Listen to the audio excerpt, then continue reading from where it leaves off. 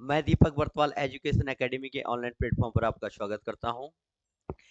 हमने अभी तक जो है पहली ईस्वी से लेकर के और 700 ईस्वी तक के जो है जो छोटे छोटे राजवंश हैं, कुषाण वंश, यौधेय वंश, छागलेश राजवंश, युगसैल का वार्षगण्य वंश और जो है नागवंश, मैंने ये 5 से 6 जो है छोटे छोटे शासन शक्तियों के बारे में आपको जो है जानकारी दी है ना।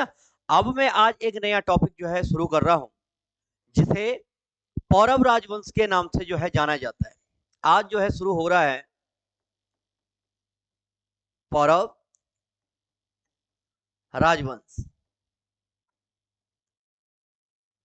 पौरव राजवंश जो है 6वीं से 7वीं सदी के बीच में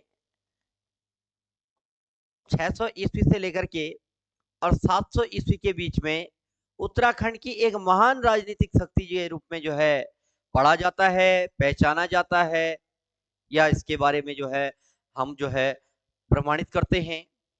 ठीक है, तो यहां से जो है काफी महत्वपूर्ण क्वेश्चन जो है बनते हैं। क्वेश्चन ये पूछा जाता है, पहला क्वेश्चन तो यही है कि भाई बताइए कि उत्तराखंड के मध्यकालीन शासन शक्तियों से पहले संपूर्ण उत्तराखंड में किस शासन शक्ति का जो है प्रभाव था, किस राजवंश का प्रभाव था? तो उसका आंसर आता है पौरव राजवंश। या दूसरे शब्दों में अगर हम ये कहें कि यह पहली ऐसी शासन शक्ति है जिसने गढ़वाल तथा कुमाऊं पर जो है एक साथ जो है पहली बार जो है शासन किया था। गढ़वाल कुमाऊं पर संयुक्त शासन करने वाली प्रथम राजनीतिक शक्ति जो है पौरव राजवंश के नाम से जानी जाती है।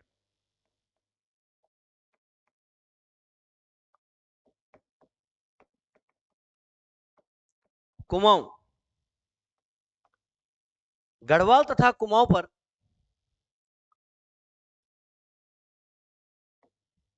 संयुक्त शासन करने वाली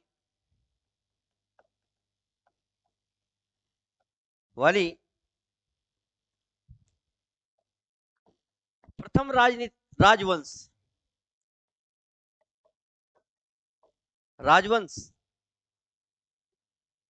के नाम से, प्रथम राजवंश के नाम से जो है पौरव वंश को जाना जाता है।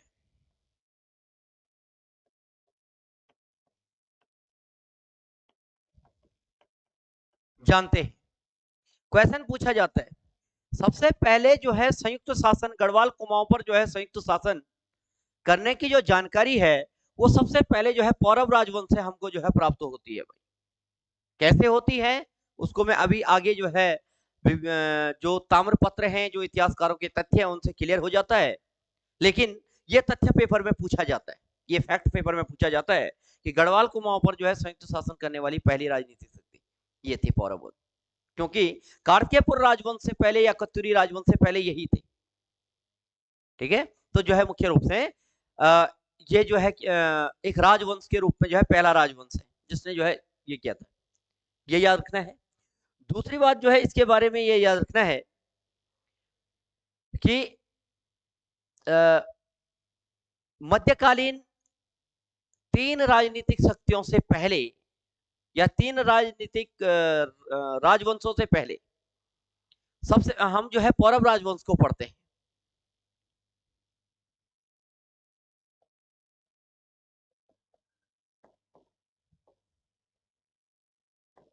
मध्यकालीन 3 राजनीतिक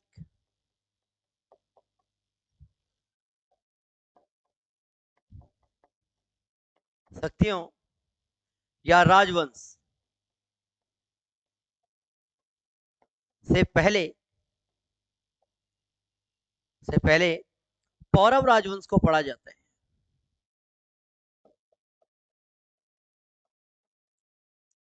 पौरव राजवंश को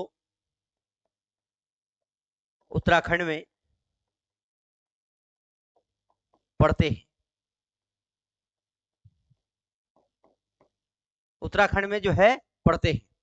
3 राजनीतिक शक्तियां कौन सी हैं वो?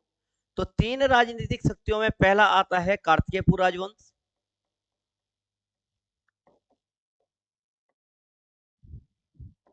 या कत्यूरी राजवंश। दूसरा आता है चंद राजवंश। और तीसरा आता है परमार राजवंश। इन तीन शासन शक्तियों के से पहले या इनके स्थान पर से पहले जो है पौरव राजवंश को पढ़ने का जो है वर्णन मिलता है, और काल क्रम के अनुसार जो है इसकी पुष्टि भी हो जाती है। तो ये महत्वपूर्ण है, पेपर में क्वेश्चन पूछा जाता है। ये तीन मध्यकालीन राजनीतिक शक्तियां हैं, और इनसे पहले जो है उत्तराखंड में किसको पढ़ते हैं, तो वो जो है पौरव राजवंश को पढ़ा जाता है। इंपॉर्टेंट, बहुत इंपॉर्टेंट है। अब पौरव राजवंश के बारे में सबसे बड़ा तथ्य क्या है कि जो पौरव राजवंश की जानकारी का जो मुख्य स्रोत है वो कहां से प्राप्त होता है। ठीक है, तो जो है ये याद रखिएगा कि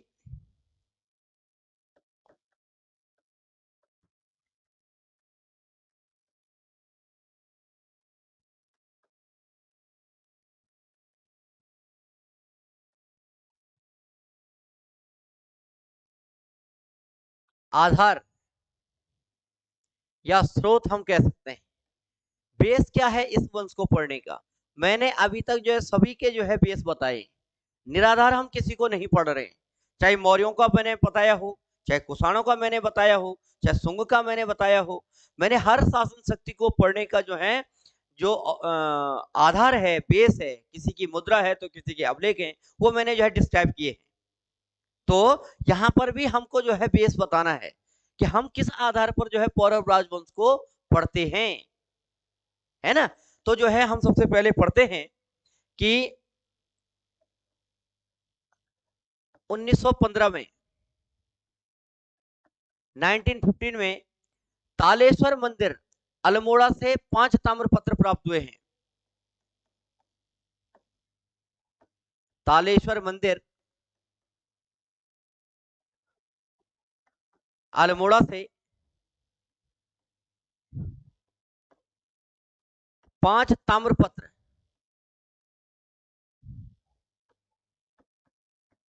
प्राप्त हुए। 5 ताम्रपत्र मिले हैं। तालेश्वर मंदिर जो है अल्मोड़ा में है, यहां से। तो हम ये कह सकते हैं कि इन ताम्रपत्रों से जो है पौरव राजवंश की जानकारी प्राप्त होती है। और इन ताम्रपत्रों के सबसे पहली बात तो पेपर में जो क्वेश्चन पूछा जाता है कि जो ये 5 ताम्रपत्र हैं इनका संपादक कौन था। संपादक होता है कोई भी जो है पत्र हो, पत्रिका हो, या जो है पुराने ताम्रपत्र हो, कोई अभिलेख हो, जो उनको व्यवस्थित रूप से क्रमबद्ध रूप से लगाता है, उसको संपादक कहते हैं, है ना। तो तालेश्वर मंदिर का, तालेश्वर मंदिर से प्राप्त ताम्रपत्रों का संपादक, संपादक कौन था। ठीक है, तो संपादक रहे Y R Gupte. Y R Gupte ने जो है थोड़ा इनको जो है क्रमबद्ध रूप से जो है लगाया था, संपादन किया था, या पाठक भी कह सकते हैं। पढ़ने का जिसने प्रयास किया सबसे पहले वो जो है वाई आर गुप्ते थे, इन्होंने किया था। तो ये पूछा जाता है पेपर में कि किसने संपादन किया भाई। ठीक है, तो ये याद रखिएगा। अगली विशेषता जो है, जो ये स्रोत के आधार पर है कि इन ताम्रपत्रों में जो है पौरव राजवंश के नाम के साथ जो है राज्य का नाम क्या मिलता है। ठीक है, तो ये याद रख सकते हैं कि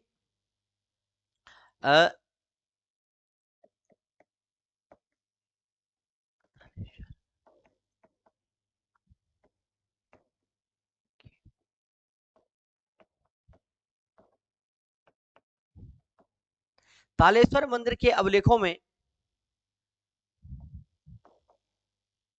अभिलेखों में जो है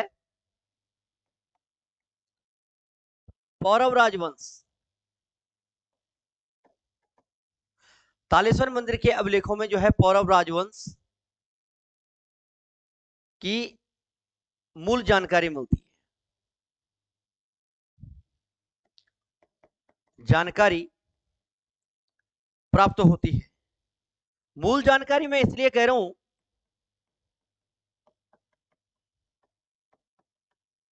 मूल जानकारी मैं इसलिए कह रहा हूं क्योंकि पौरव राजवंश का वर्णन जो है वैन सांग ने भी किया था, लेकिन उन्होंने जो है मूल जानकारी नहीं दी।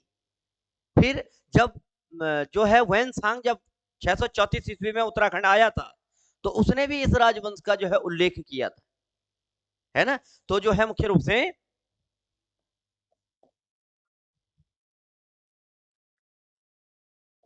634 से 636 37 तक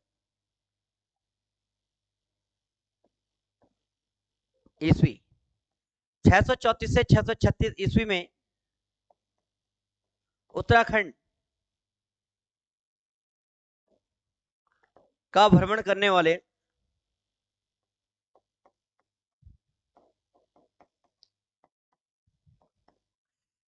से 636 ईस्वी में उत्तराखंड का भ्रमण करने वाले विदेशी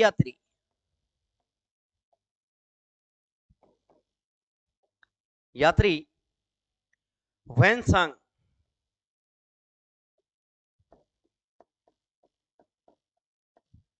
विदेशी यात्री वैन सांग ने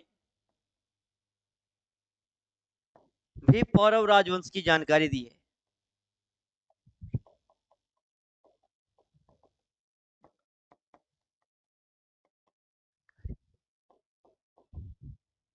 दी थी। उन्होंने भी कहा था कि मध्य हिमालय में जो है जहां पर वो जा रहे हैं, ठीक है, वहां पर जो है ब्रह्मपुर नामक स्थान का नाम लिया था उन्होंने, पोलो के नाम से। वहां पर जो है एक शासन शक्ति रहती है जिसका नाम जो है पौरव राजवंश के नाम से पहचाना गया। ठीक है, तो ये जो है मुख्य रूप से क्या है, पौरव राजवंश को पढ़ने का जो है मुख्य स्रोत है। ठीक, अब मैं इसके बाद आपको बता रहा हूं विशेषताएं क्या क्या है।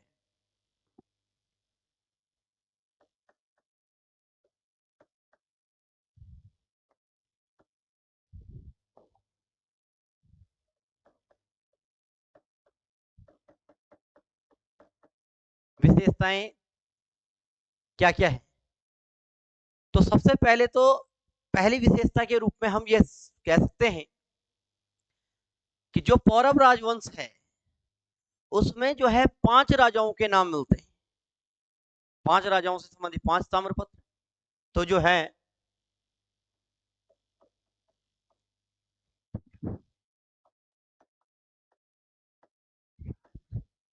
पौरव राजवंश में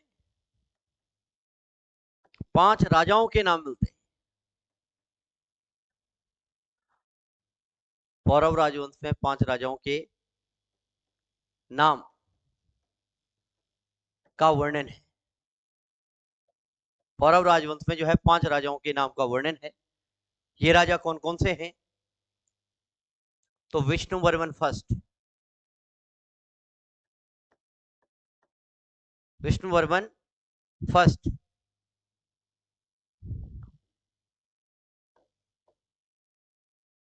द्वितीय वर्मन, वृषवर्मन,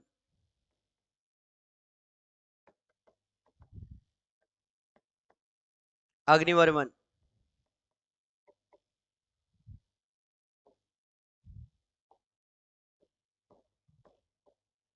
अग्निवर्मन और विष्णुवर्मन सेकंड,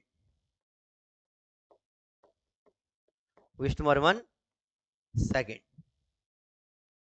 ये याद रखना है। ठीक है, तो ये 5 राजाओं के जो है नाम मिलते हैं मुख्य रूप से इस ताम्रपत्र में। ये जो है कुल 5 राजाओं के जो है मैंने नाम लिखे हुए हैं, ये है। तो ये है, इसमें से आपको जो है ये याद रखना है कि जो पौरव राजाओं के राज्य का नाम, पौरव राजाओं के राज्य का नाम पर्वताकर राज्य,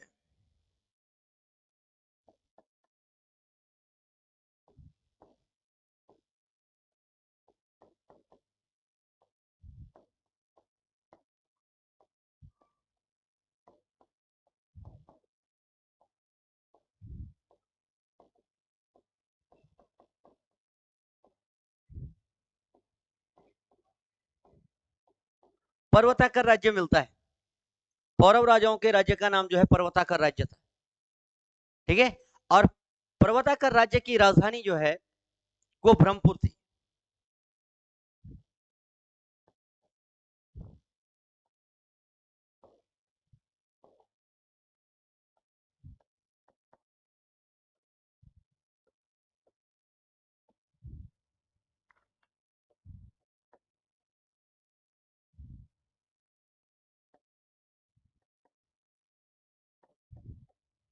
राज्य की राजधानी,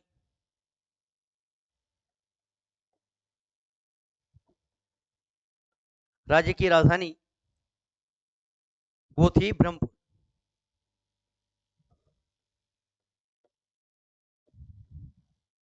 ब्रह्मपुर नामक स्थान पर जो है ये पर्वताकर राज्य की राजधानी थी, इन ताम्र पत्रों के अनुसार ये कह सकते हैं। ये याद रखना है। तो इतनी विशेषताएं आपको जो है, ये 3 विशेषताएं ये याद रखिएगा। चौथी विशेषता ये है कि जो ये कह सकते हैं कि जो ये पौरव राजा थे और इनकी जो राजधानी थी ब्रह्मपुर, तो ब्रह्मपुर का वर्णन ह्वेन ने भी किया था।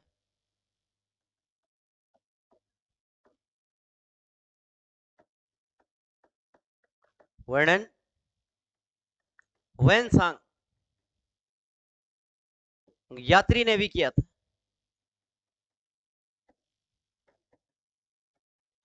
ह्वेन यात्री ने भी जो है ब्रह्मपुर का जो है मुख्य रूप से वर्णन किया पहले। इससे मतलब जो है इन ताम्र पत्रों के मिलने से बहुत पहले, ठीक है, 634 ईस्वी में। तो ये याद रख सकते हैं। पांचवी विशेषता आपको जो है ये याद रखनी है इस ताम्र पत्र से कि जो क्या कह सकते हैं, एक प्रकार से जो ये ब्रह्मपुर राज्य था या ब्रह्मपुर जो है जो जनपद था, ठीक है, ब्रह्मपुर जनपद जो राजधानी थी ब्रह्मपुर के मध्य में जो है एक देवता का वर्णन है जिसका नाम है वीरणेश्वर स्वामी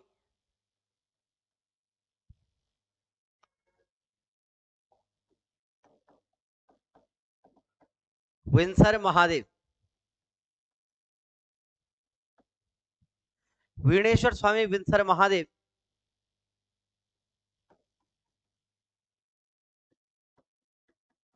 पौरव राजाओं के आराध्य देवता थे। जो विंसर महादेव है ये पौरव शासकों के जो है आराध्य देवता थे। ठीक है, और पौरव राजाओं ने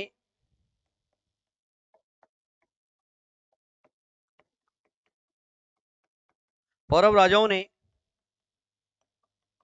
विंसर महादेव मंदिर का निर्माण किया था। पौरव राजाओं ने विंसर महादेव मंदिर का निर्माण किया था जो ब्रह्मपुर के मध्य में था। यह मंदिर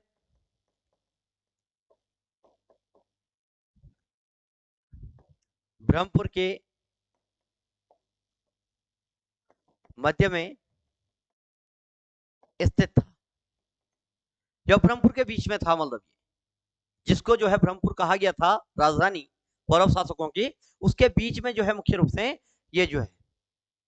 अब अभी पता नहीं है कि ब्रह्मपुर कहाँ है, तो मैंने विदेशी यात्रा साहित्य में भी समझाने की कोशिश की है कि विंसर महादेव जो है मुख्य रूप से 2 स्थानों पर है। ठीक है, विंसर महादेव का जो मंदिर है यहीं पर लिख दो, विंसर महादेव मंदिर पौड़ी तथा अल्मोड़ा दो स्थानों पर मिलता है।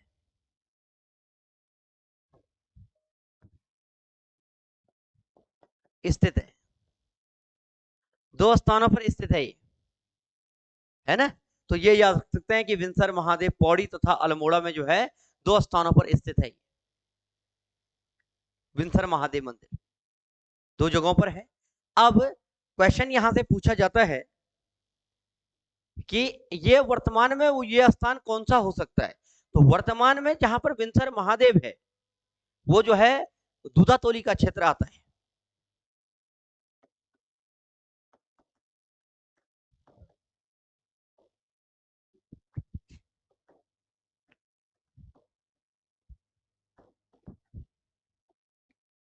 पहचान, वर्तमान में प्राचीन ब्रह्मपुर की पहचान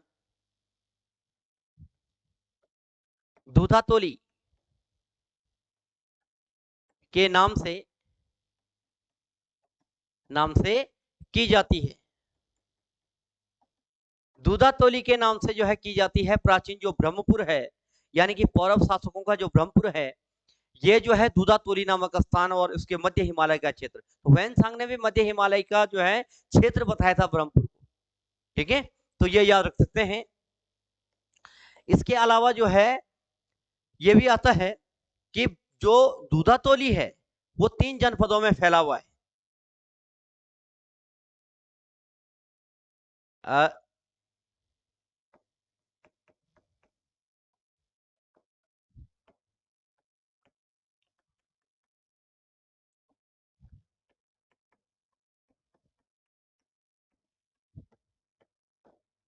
मिलता है। ये 3 जनपद कौन कौन से हैं तो आप इस प्रकार से समझ सकते हैं। ये 3 जनपद हैं पौड़ी, चमोली तथा अल्मोड़ा। अल्मोड़ा इस संयुक्त भाग को कहा जाता है, जो पौड़ी, अल्मोड़ा और चमोली का जो आपस में जुड़ता हुआ जो भाग है इसको जो है दूधातोली के नाम से जाना जाता है। यह दूधातोली है। 3 जनपदों में जो है इसका विस्तार है। तो यही जो है ब्रह्मपुर था पहले। ब्रह्मपुर के नाम से इसी स्थान को जो है पहचाना या जाना जाता था। ब्रह्मपुर जो पुराना ब्रह्मपुर था वो यही स्थान था। ठीक है, तो ये कह सकते हैं कि गढ़वाल कुमाऊं में जो है इन पौरव शासकों ने जो है यानी कि जो है पौड़ी गढ़वाल में, चमोली और पौड़ी जो गढ़वाल में और ये कुमाऊं में है ना। तो गढ़वाल कुमाऊं पर शासन करने वाली पहली राजनीतिक शक्ति जो है वो हम कह सकते हैं कि ये कौन है, पौरव राजवंश है। इस सत्य की पुष्टि हो जाती है, प्रमाणिकता मिल जाती है मदद से। तो ये याद रखना है। तो इतनी जानकारी आपको जो है केवल, अब क्वेश्चन ये आता है कि भाई ब्रह्मपुर शब्द का सबसे पहले वर्णन जो है किस ग्रंथ में मिलता है। तो मैंने ये विदेशी यात्रा साहित्य में भी जो है डिस्क्राइब किया था, फिर एक बार बता रहा हूं मैं आपको कि स्कंद पुराण में,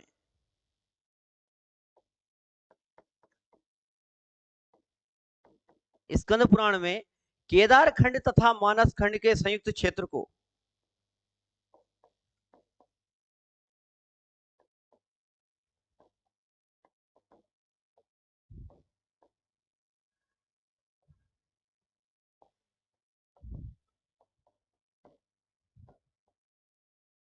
केदार खंड तथा मानस खंड, यानी कि केदार खंड का मतलब गढ़वाल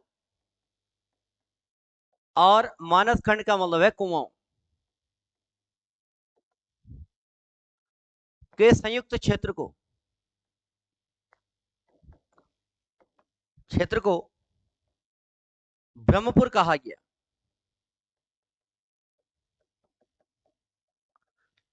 ब्रह्मपुर कहा गया था, उत्तराखंड कहा गया था, हेमवंत कहा गया था इस क्षेत्र को। ठीक है, तो ब्रह्मपुर ये सब नाम जो है इसी स्थान के हैं। तो संयुक्त गढ़वाल और कुमाऊं के जो क्षेत्र को जो है सबसे पहले स्कंद पुराण में जो है ब्रह्मपुर नाम जो है दिया गया था। ये वैनसांग ने भी कहा, ये जो है पौरव राजाओं के ताम्रपत्र तालेश्वर से भी मिलते हैं। ये याद रखें। अब मैं बता रहा हूं पौरव राजवंश की प्रशासनिक व्यवस्था।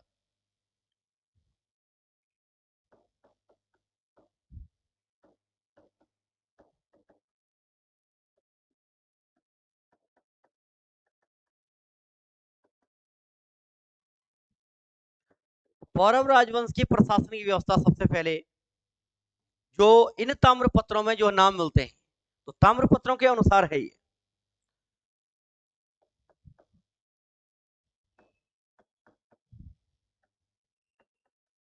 के अनुसार क्वेश्चन पूछा जाता है कि पौरव शासकों के राज्य स्लोगन या राज्य ध्येय वाक्य क्या था। ठीक है, बहुत इंपॉर्टेंट है, प्रशासनिक शब्द पूछे जाते हैं। पौरव शासक ध्येय वाक्य मतलब जैसे हमारे भारत का ध्येय वाक्य है सत्यमेव जयते, सत्यमेव जयते, ऐसे ही हर राज्य का जो है ध्येय वाक्य होता है। तो क्वेश्चन ये पूछा जाता है कि भाई गो ब्राह्मण हितैषी, क्वेश्चन पूछा जाता है कि गो ब्राह्मण हितैषी, या जो है अगर जो है वो शासन शक्ति पूछेगा तो जो है नाम वहां पेपर में दे देगा, किस शासन शक्ति का जो है राज्य वाक्य था, स्लोगन था या मुख्य वाक्य था, ध्येय वाक्य था। तो पौरव शासकों का ध्येय वाक्य वाक्य या राज्य स्लोगन, राज्य वाक्य जो था वो था गो ब्राह्मण हितैषी भाई, बहुत इंपॉर्टेंट है, गो ब्राह्मण हितैषी,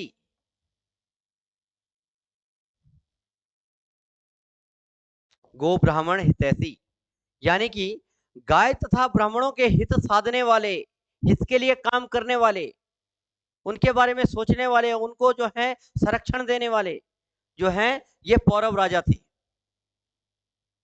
गाय तथा ब्राह्मणों को जो है संरक्षण देने वाले, महत्व देने वाले, प्रमुखता देने वाले, ठीक है, ये जो है कौन थे, पौरव राजा थे। तो इनको जो है मुख्य रूप से ये कहा जाता है, ये है इसका अर्थ, हितैषी का मतलब हित साधने वाले, जो है मुख्य उनके जो है ये है। दूसरी बात जो है आपको पौरव शासकों की जो है प्रशासनिक व्यवस्था से ये याद रखना है कि राज परिवार को मतलब राज दरबार को कहा जाता था कोर्ट,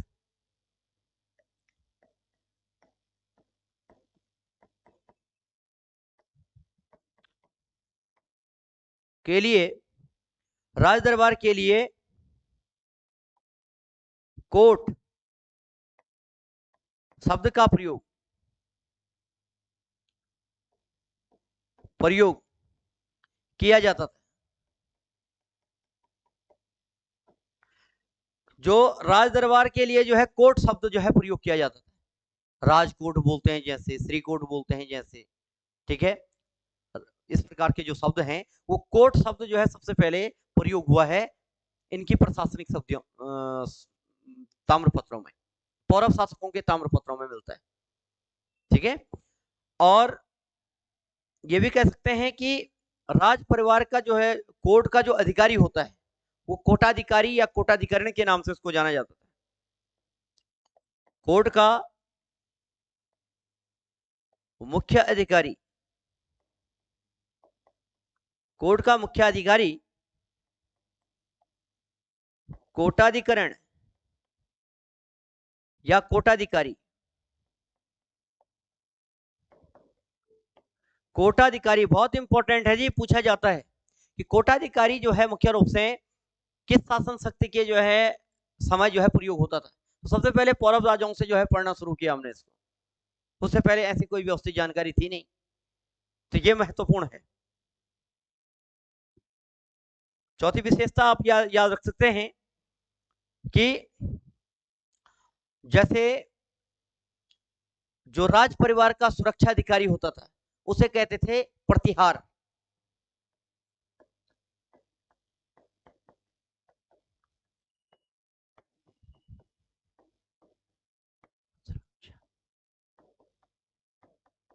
अधिकारी, राज परिवार का सुरक्षा अधिकारी को कहा जाता था प्रतिहार, प्रतिहार के नाम से, जो राज परिवार की सुरक्षा देखता था। प्रतिहार हुआ करता था। यही शब्द जो है लगभग जो है कत्यूरी काल में भी प्रयोग हुआ और चंद काल में भी कई जगहों पर जो है मिलता है। ठीक है, तो जो है प्रतिहार शब्द का जो है प्रयोग सुरक्षा अधिकारी के लिए किया।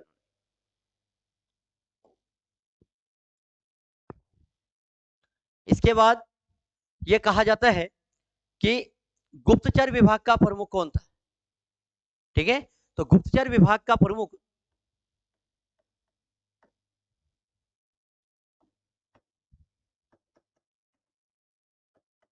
का नाम,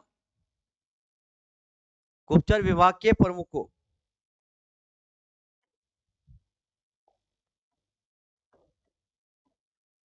गुप्तचर विभाग के प्रमुख को कहा जाता था देवारिक राजप्रसाद।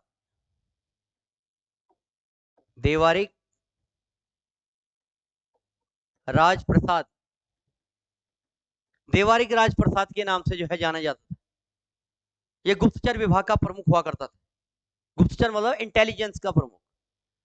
ठीक है, जो इंटेलिजेंस होते हैं आज भी होते हैं, गुप्तचर होते हैं, हर देश के होते हैं, उस समय भी हुआ करते थे। ठीक है ना, तो जो है ये गुप्तचर के लिए जो है मुख्य रूप से प्रसिद्ध था भाई, तो ये याद रखना है। जैसे मतलब हर उसमें पौरव राजवंश में भी था, कत्यूरी राज में वंश में दुस्साध्य साधनी कहा जाता था। चंद काल में जो है भी जो है ये हुआ करते थे।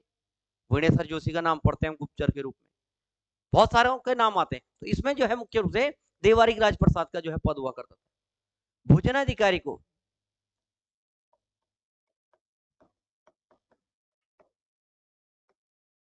भोजनाधिकारी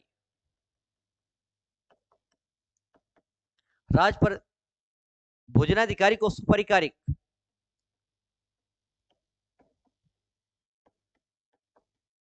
सुपरिकारिक के नाम से जो है जाना जाता है, भोजनाधिकारी। तो ये भी याद रखना है, ये सारे प्रशासनिक शब्द हैं, प्रशासनिक व्यवस्था है। ठीक है, क्वेश्चन आता है कि परम राजा परम भट्टारक महाराजा धीराज की उपाधि जो है किस पौरव शासक के ताम्रपत्र से प्राप्त होती है। ठीक है, तो परम भट्टारक महाराजा धीराज की जो उपाधि है वो द्वितीय वर्मन के ताम्रपत्र से मिलता है।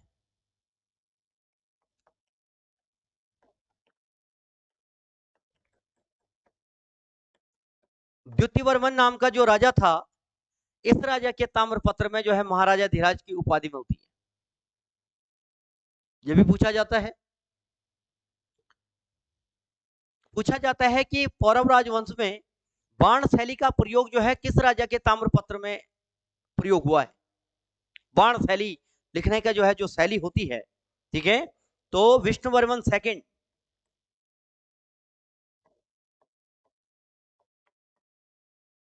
विष्णुवर्मन जो द्वितीय था के ताम्रपत्र में बाण शैली का प्रयोग मिलता है, बाण शैली का प्रयोग मिलता है। ठीक है, वो ताम्रपत्रों की जो लिखावट और जो शैली होती है लिखने की अलग अलग, उसके आधार पर जो है ये नाम दिया गया है, तो ये याद रखना है। फिर को कहा जाता है कि सैन्य विभाग का प्रमुख जो है किस नाम से जाना जाता था।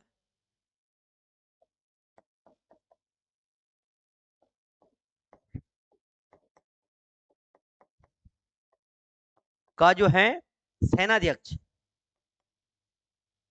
सेना का जो अध्यक्ष हुआ करता था हर समय हुए हैं। ठीक है, पौरव राजवंश में भी थे, तो पौरव राजवंश में जो है सेनाध्यक्ष को कहा जाता था बलाधिकारी, बलाधिकृत।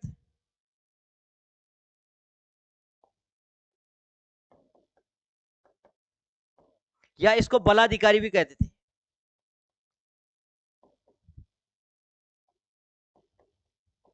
सेना का जो अध्यक्ष होगा, जो सेना का सबसे बड़ा, वो बलाध्यक्ष या बलाधिकृत के नाम से जो है इसको जाना जाता था। ठीक है, ये बलाध्यक्ष। और सेनापति जो सेनापति के अधीन काम करता है, राजा यानी कि सेनाध्यक्ष के अंतर्गत जो काम करता है, ठीक है, जो अपने सैन्य टुकड़ी का प्रमुख सेनापति। तो सेनापति के नाम से जो है, सेनापति जो हुआ करते थे वो थे अश्वपति। अश्वपति, गजपति, अश्वपति, गजपति, जयंतपति।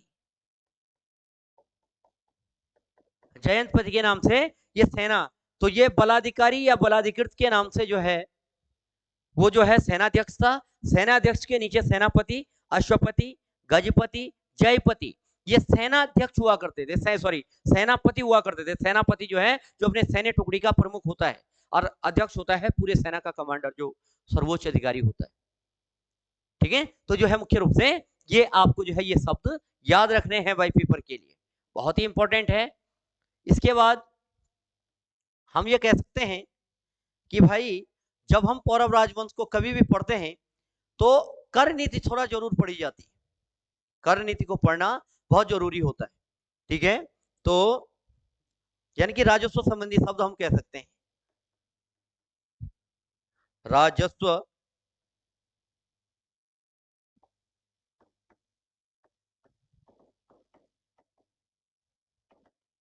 शब्द, राजस्व संबंधी शब्द जो है, ठीक है, तो सबसे पहली बात तो ये है कि राजस्व का जो है सबसे बड़ा आधार था भूमि कर, यानी कि भूकर हुआ करता था।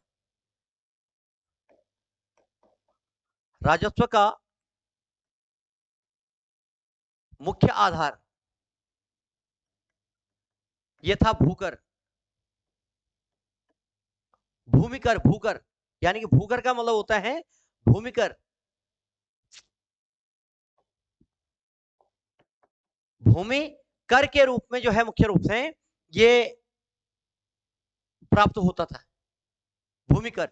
तो याद रखना कि राजस्व का मुख्य आधार जो है भूकर था।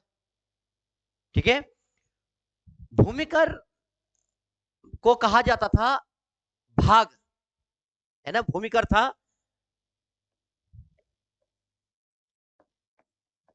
भूमिकर को, कर को भाग कहा जाता था, भाग कहा जाता था, भूमिकर था भाग, ये है। और भाग कर को प्राप्त करने वाला था भागिक, भाग कर,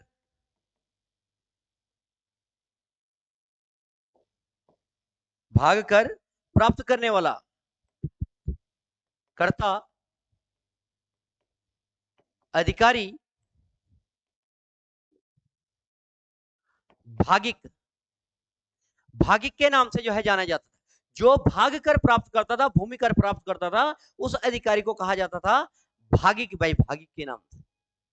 कि भागिक जो है क्या था, तो भाग मतलब भूमिकर, भूमिकर को प्राप्त करने वाले को जो है भाग कर जो है मुख्य रूप से कहा गया भाई, ये याद रखना है। इसके अलावा आपको यह भी याद रखना है राजस्व संबंधी शब्दों में कि भूमि को दो भागों में विभाजित किया जाता था, एक थी सिंचित भूमि और दूसरी थी असिंचित भूमि। तो इन अभिलेखों में लिखा गया है, जो ये ताम्रपत्र मिले हैं,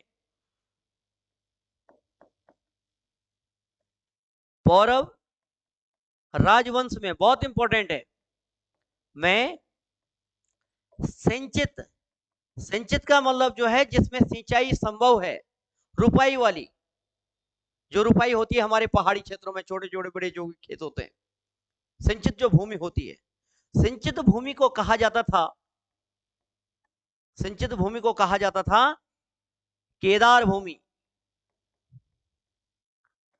केदार भूमि। देखो मैंने प्राचीन इतिहास में भी बताया है ये बात, जब मैं स्कंद पुराण और जो है केदार खंड पढ़ा रहा था, तो केदार शब्द का अर्थ जो है मैंने कहा था दलदली भूमि, यानी कि ऐसी भूमि से लिया जाता है जो मड टाइप की जो है मिट्टी बना देता है, यानी कि जिसमें पानी गिरने के बाद जो है एक चिपचिपी भूमि बन जाती है, तो उसको कहा जाता है केदार। तो केदार भूमि जो है सिंचित भूमि को कहा जाता था किसमें, पौरव राजवंश में। जोर देकर के कह रहा हूं मैं, ठीक है, क्योंकि ये पेपर में पूछा जाता है कि किस शासन शक्ति के अंतर्गत जो है केदार भूमि का प्रयोग मिलता है। तो केदार भूमि का प्रयोग ताम्रपत्रों में मिलता है और वो पौरव राजवंश से संबंधित है। ठीक है, तो 1 नंबर का क्वेश्चन जो है यहां से हो जाता है। ये मैंने लगभग जो है सभी प्रशासनिक शब्द जो है लिखा लिए, वरना इतना है नहीं। ये 3 4 5 किताबों से जो है लिखकर कलेक्शन है, ये जो मैंने आपको बताया है। तो थोड़ा सा इसको जो है आप अच्छे से नोट करिएगा। ठीक है, ये है। तो पौरव राजवंश में अब एक भूमि ऐसी भी थी जहां पर सिंचाई, अब हमारा पहाड़ी क्षेत्र है, प्लेन एरिया होता तो सब जगह सिंचाई होती, लेकिन हमारा क्या है, पहाड़ी उबड़ खाबड़ वाला जो है डांडों वाला भूभाग है। ठीक है, नदी काठी जो है वहां पर जो है बहुत सारे हैं। तो जो है जो जिस क्षेत्र में जो है सिंचाई नहीं हो पाती थी, यानी कि पौरव राजवंश में असिंचित भूमि को, असिंचित भूमि को कहा जाता था सारी, सारी भूमि के नाम से जो है जाना जाता था। यानी कि एक तो सिंचित भूमि केदार, और असिंचित भूमि जिसमें सिंचाई संभव नहीं है, जो ऊपरी इलाकों में है, जो नदी घाटों से दूर है। तो उस अगर वहां पर खेती होती है तो वहां पर जो है मुख्य रूप से सारी भूमि कहते थे, और जिसको हम आज कहते हैं उखेड़, उखेड़ भूमि जो है इसी को कहा जाता है भाई। ठीक है, और केदार भूमि को वर्तमान में कहते हैं तालाब भूमि, तालाब भूमि, तालाब के नाम से जो है जाना जाता है। तो उखेड़ के नाम से जो है सारी भूमि को जाना जाता है। देखिए, मैंने ये जो है पूरी प्रशासनिक जानकारी जो है शुरू से लेकर के अभी तक जो है आपको दिया है यहां से। ठीक है, कि पौरव राजवंश क्या है, पौरव राजवंश की जो है पहचान क्या क्या है, विशेषताएं क्या क्या है। इसके बाद मैंने कहा था कि पौरव राजवंश को पढ़ने का आधार क्या है, तो ये मैंने 4 आधार लिखवा रखे हैं, बेस लिखवा रखा सिस्टमेटिक। फिर मैंने कहा कि भाई पौरव राजवंश की जो है जो ताम्रपत्र मिले हैं, उन ताम्रपत्रों की जो विशेषताएं हैं वो क्या क्या है। ताम्रपत्रों की विशेषताएं मैंने यहाँ से शुरू की, और ये जो है सब विशेषताओं के अंतर्गत जो है मैंने आपको जो है ये सब विशेषताएं जो है गिना रखी। ठीक है, और जो है अंत में मैंने आपको बता दिया कि भाई पौरव राजाओं की जो है प्रशासनिक व्यवस्था क्या है। तो प्रशासनिक व्यवस्था की ये सारे पॉइंट जो है मैंने आपको जो है करवाए, ये करवाए। ठीक है, तो आशा है आपकी जो है ये आपकी काफी मदद करेगा, और आप जो है निरंतर क्लासेस के लिए, यानी कि जो है जो निरंतर जो क्लासेस हमारी होती हैं, इसके लिए आप जो है हमारा जो ऑनलाइन ऐप है उसको जो है कंटिन्यू कर सकते हैं। उस पर लिंक में जाकर के उसे जो है ले सकते हैं। वहां पर जो है रेगुलर क्लासेस होती है सिस्टमैटिक इतिहास की। ठीक है, यदि आपको अच्छा लगता है तो आप जो है जरूर जुड़े। ठीक है, तो यहाँ पर जो है ये पौरव राजवंश समाप्त हो जाता है। इसके बाद में आपको जो है कार्तिकेयपुर राजवंश की जानकारी दूंगा। धन्यवाद।